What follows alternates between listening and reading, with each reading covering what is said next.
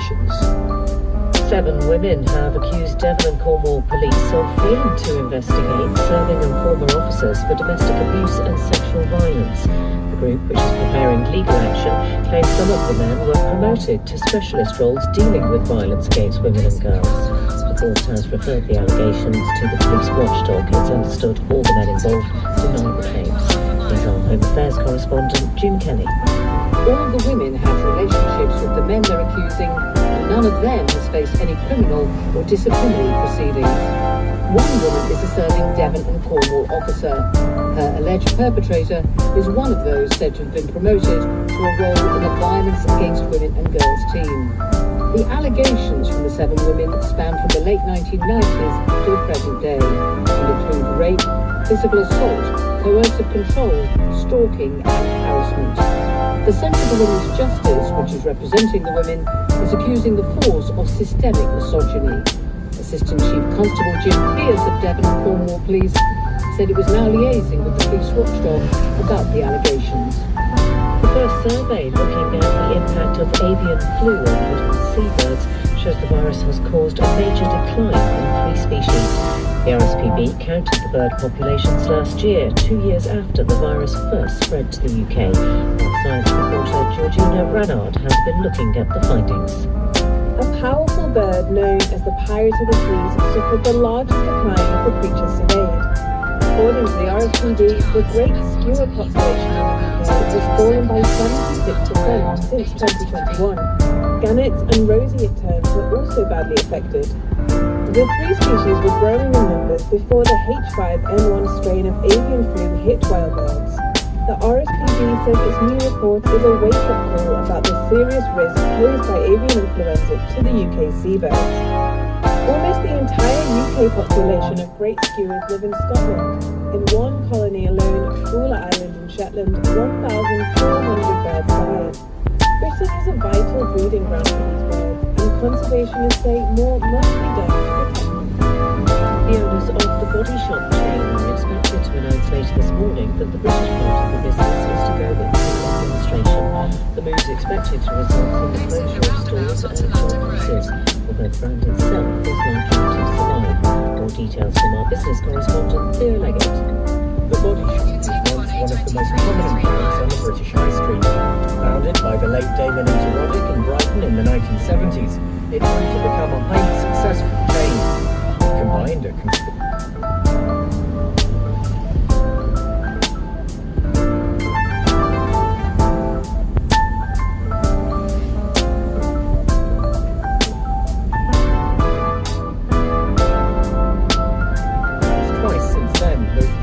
just last year, but it struggled to maintain its customer appeal amid intense competition from popular rivals such as Lush. Theo Leggett reporting.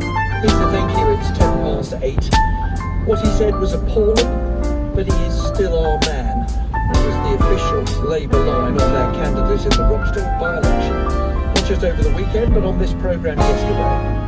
What I said was completely wrong. I was appalled when I saw it. It was quite right he apologised and completely retracted. And I hope he learns a lesson from it. Should he still be Labour candidate? Well, he's given a full apology and a full retraction, but his comments were completely wrong and certainly don't represent the Labour Party. Councillor Ali has retracted those remarks, apologised unreservedly, explained that he fell for this online conspiracy theory, but also, and this is absolutely critical, has this 20 years where he consistently spoke out against extremism, against anti-Semitism, worked in the organisation Muslims Against Anti-Semitism, and incurred a lot of enemies in his local Labour Party for doing that. So against that background of my own experience with him over a very long time, I was shocked to hear those comments. When I looked at his apology, I could see it was a proper apology, apologising for what he'd said, not apologising for form of words or for, some people sometimes say, any offence caused, but it is very shocking. But you backed him, and the party leader backed him, and then changed their minds.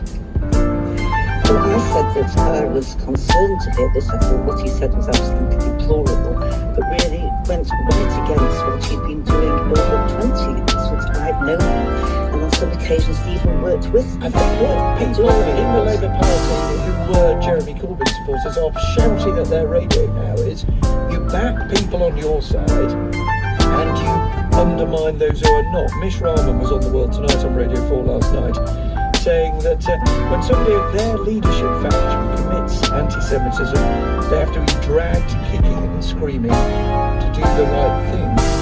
That's what happened, isn't it? Keystone had to have his hand forced. Well, the right decision has now been taken, but when I looked at what was said, I certainly condemned it, absolutely condemned it, but I did find it in contradiction to my experience of what he had actually done over 20 years. But I think the situation was complicated by the Rochdale by-election and the legal inability of Labour to put a different candidate up. But now, despite that, Labour support for the ally has been withdrawn. I think he's right to do that. I'm very disappointed in what he's done. What he said was abominable. I did say that yesterday. Are you saying, let me just be clear what you're saying, Louisa. Are you saying, Labour, is that you continue to support this candidate, and the Labour leadership did, because the law meant you couldn't find a new Labour Party candidate? That's not good enough reason for backing someone who's come out with an anti-Semitic conspiracy theory, isn't it? No, I said that what he said was plausible. Oh, sure, but you remember I was shocked to hear. Yeah, you said I was shocked to hear that he should have the opportunity to rebuild the trust that he had in the past. Okay. That was what I said. Labour has now dropped him as candidate, and that's the right decision. Thank you very much indeed, Dame Louise Elman. Let's turn to Andrew Fisher, former Director of Policy for the party under Jeremy Corbyn. Shambolic was the word we heard an hour ago from Martin Ford, the man who had chaired an independent inquiry for the Labour Party into the way all these accusations had been handled. Is that your word, or have you got another? No, I think it is shambolic. It's also another thing as well. It reveals a double standard within the Labour Party. And I think you've heard that from Louise Elman just now. You know, she very openly said, I'd worked with him, he was an ally of mine. We gave him the benefit of the doubt. That doesn't apply to people who are on the left, ever. And that's the double standard. And I think it's something that Martin Ford highlighted as well in his report, which is that these disciplinary processes are used for factional reasons within the Labour Party, and that results in people like Azhar Ali being given the benefit of the doubt, being backed up by shadow cabinet ministers on the radio just 24 hours before, shadow cabinet members still going out campaigning for him on Sunday. The difference, surely, is this, though. The difference is that no one trawled through Azhar Ali's social media, or indeed his public speeches, and found something. Apparently, we'll see, but apparently there was nothing there that would have caused a problem. This was a speech at a private meeting that someone, no doubt for factual reasons, I don't say no doubt, who knows, but may have been for factual reasons, handed to the Daily Mail.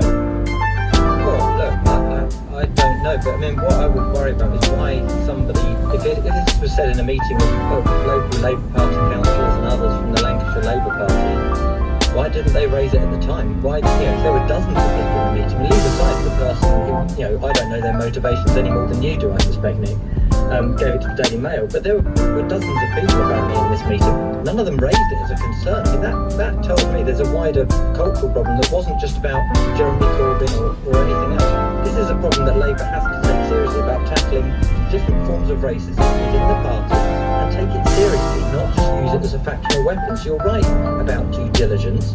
This should have been checked before, and I'm sure if he'd been a candidate from the left of the party, this would have been checked. Because we've seen people from the left of the party being blocked as candidates for liking tweets by Caroline Lucas. That's not remotely problematic. But, Can you spell out what you mean by the cultural problem? Well, let's see if you agree with Charles Moore in the Telegraph. I doubt you often agree with Charles Moore in the Telegraph, but he says, I will. Mr. Ali said, hadn't joined the lunatic fringe in his comments.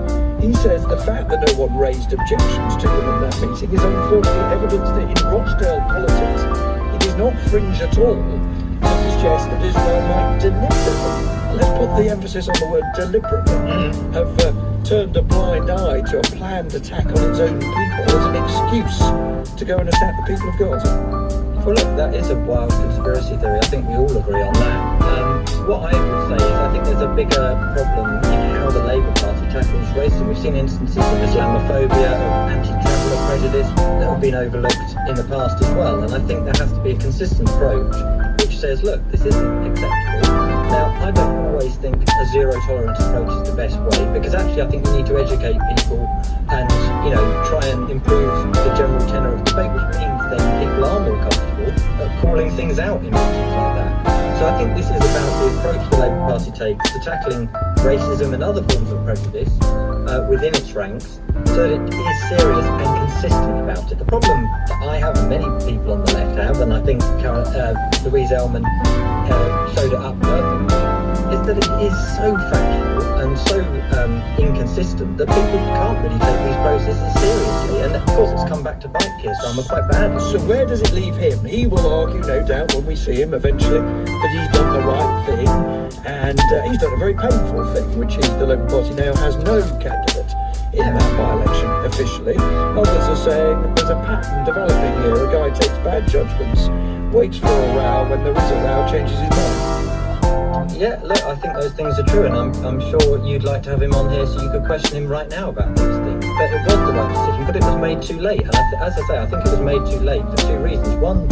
as you've mentioned as well, due diligence wasn't done on this candidate in advance, and it would have been if he'd been on the left, and the double standards of the fact that it was excused at first because he's from the right of the party. Andrew Fisher, and before him Dame Louise Ellman, thank you very much indeed. Remember that all the candidates in that by-election, and as ever with big by-elections, there are lots of candidates, they're all listed on BBC Online.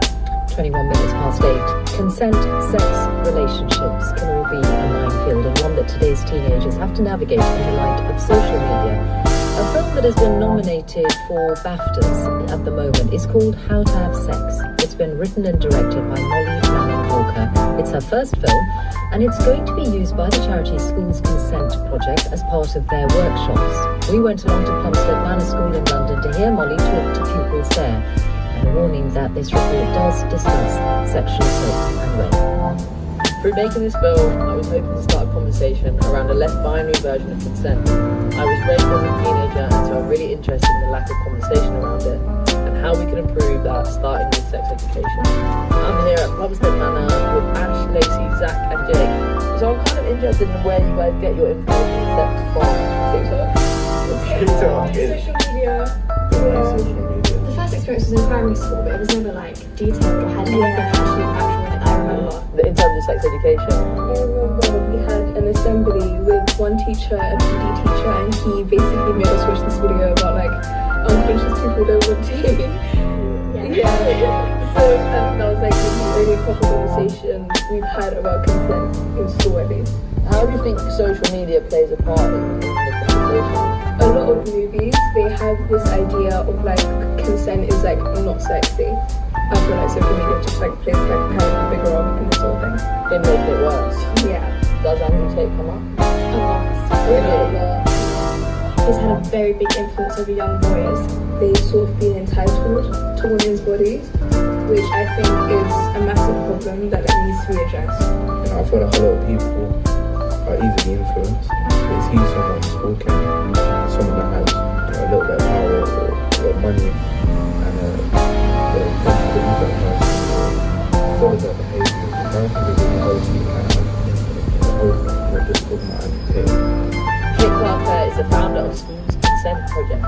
What we do in a nutshell is send lawyers into schools to teach young people about consent. And what we did back in December is we did our usual material around, legal definition of consent, dangers of consent, key sexual offences, but we also did a deep dive on the questionably 3 assault scenes in the film. It felt like a really lovely, organic discussion with them about what consent was and how to identify it in this film. In the film, there's 3 assault scenes. One is very public, and there's a pressure put on one of the male characters to involve himself in a competition. The beach scene, it sort of looks at how we've become obsessed with yes and no in terms of consent, and how to read body language and how uncomfortable she is, and she says no various times, it's not taken as final, but she says yes in a very uncomfortable way, and that is taken as final. So it's kind of looking at redefining consent through body language. And then the final scene, the character is asleep and one of the male characters climbs into bed. Yeah, I guess they're 3 very different types of assault. Right. We've spoken to 40,000 young people now across the country, and what's really lovely for me is seeing in the course of an hour So at the very start of the session, they'll be saying something like, well, does she expect she's dressed that way? And by the end, when we leave, they are chanting back the legal definition of consent at me, choice, freedom, capacity.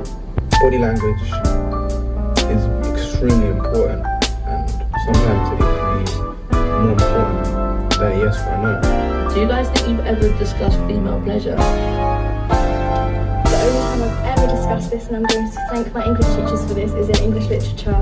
As someone who reads a lot, it's very rare to see sex taking place and the woman saying how much she enjoys it and how he done it right and how it's correct. In a lot of cultures as well, is really like silence, such as FGM, which completely erases female pleasure. That's terrible. Online porn is one of the worst things to happen to the society we live in. Absolutely. It never mentions consent. The power and the knowledge that you have on your phone. Obviously, sometimes it's a good thing, but I think it's absolutely outrageous to be put in the hands of like young people. Yeah, because my concept is that people have a lack of knowledge or don't know where to look for ideas about sex, so they go to porn, and then in porn there's no information in it, so everyone's like, oh, this is how you do it, and then what we're given is like a complete false idea of what sex is, and so of course we have to like relearn how to have sex because this is the only information that's out there. The more we go into classrooms, the more we see young people parrot news that they have picked up online and they've consumed unchecked, and I think that's really dangerous. Sex ed, to be really thorough and rigorous in 2024, needs to understand how young people exist online and how to protect them online as well as offline. What an amazing discussion with these young teenagers. I think it's become very apparent that our sex education needs to be refocused and needs to look at female pleasure and consent in a new way of thinking. We need to look at phones and the pressure of social media and porn on young people. I think we just need to have much more open discussions with young people about this. I mean, also old people too, shout out old people. Molly Manning Walker there. And if you have been affected by anything you have heard in that report, don't forget that there is help and support available at bbc.co.uk/action. Yeah, with sport. Hi again, Michelle. Well, Chelsea 3-1 winners at Crystal Palace last night. Chelsea into the top half of the Premier League table, but Palace 5 points from the relegation zone. As manager Roy Hodgson says, he's not concerned. But the big football story of the day is the resumption of the European Champions League, which enters its second knockout phase today, with holders Manchester City at FC Copenhagen in Denmark and Leipzig against Real Madrid in Germany. Now, you wouldn't imagine, I think, that Copenhagen will present much of a challenge for City, not over 2 legs at least.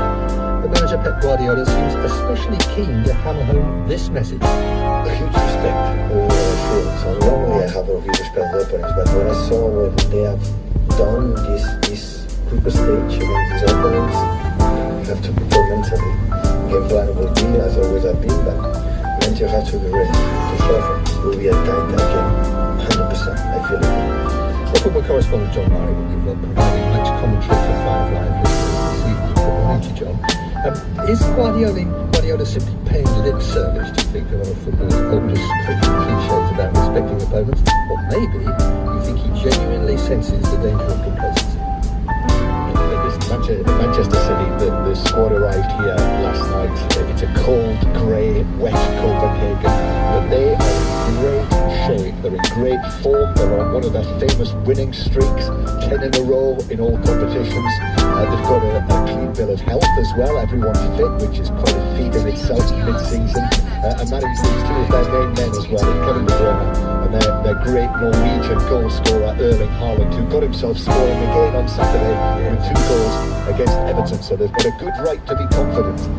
Now, John, what are City saying about their challenge for a consecutive European title? It had been the alongside Liverpool and Nottingham Forest as English success stories. Well, the Copenhagen coach, Jakob Næstrup, when he spoke to us last night, he called Manchester City the best team in the world. And they have an aura. They finally did win the Champions League last season for the first time. They were unbeaten in the competition last season. They won all 6 of their group matches this season, the first time City have done that. And looking at the field in the last 16, it is Manchester City who stand out now, I would say, as the strongest team in the way that Real Madrid or Barcelona have in the recent past. And yet, you have to look, don't you, at the last 16 clubs remaining in the competition. No shortage of big names. Which club do you think carries the greatest threat to this best team in the world? Maybe Madrid, Real Madrid, maybe Bayern Munich, possibly Paris Saint-Germain, maybe even Arsenal, the only other English club in the last 16. They play Porto next week. But I doubt it'll be Copenhagen, just to go back to this time. And they've punched above their weight. They beat Manchester United here in the group. Manchester United were knocked out, but they are the rank outsiders. They've not played competitively for 2 months because of their mid-season break, while City have been winning and winning. So with City not to win through to the next round, to the quarterfinals from this time, it would be a colossal surprise. Okay, John Murray, thank you very much. And of course, just a reminder that there will be full commentary on 5 Live this evening. Kick off at 8 o'clock. That takes us to our tips then for today. They're both from the meeting at Air. 2:45, number 3, Indian Louis. And at 3:55, number 8, Enemy at the Gate. Thank you very much, Rob. Now to John Ronson with details of what's going on tonight. In today's episode, our best-selling book about trauma, Lockdown's #1 non-fiction bestseller, helped the culture war of free speech burst out of colleges and into the workplace. So I was sent to the HR department, and they had hired a therapist.